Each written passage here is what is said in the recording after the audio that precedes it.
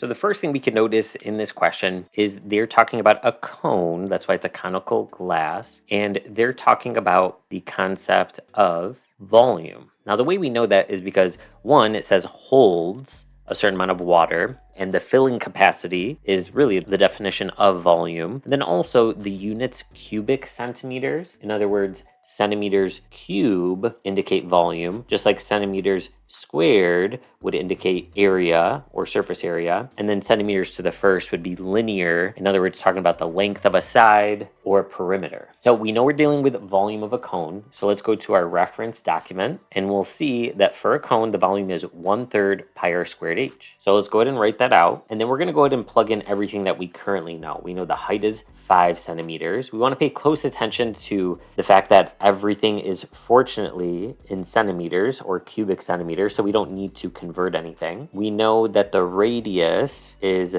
root, so it's still squared, but it's root m over 5 pi, and we have this pi and 1/3, and they say m is a constant, so some number, and they tell us the volume is 131. So we can only have one unknown, which we do. It's just m. Pi is actually a number. It's an irrational number at that. Now let's go ahead and square this quantity. Now when you square it, you're squaring the top and bottom. Well, the whole thing's under a square root. So the square and square root cancel, leaving what we call the radicand, the thing that was under the radical. We still have times 5, I'm going to put it over 1. We still have times pi, I'm going to put that over 1. And we have 1/3. So, and then we have 131, of course, which we could put over 1. Now the pi's cross cancel, the 5's cross cancel, and then we still have m on top. And I'm going to go over here, but we have m times 1, so m, over 3 times 1, which is still 3. And that's all equal to 131. So to get m by itself, since it's currently divided by 3, let's multiply both sides by 3. And we could definitely use our calculator or Desmos. Either way, we get our answer is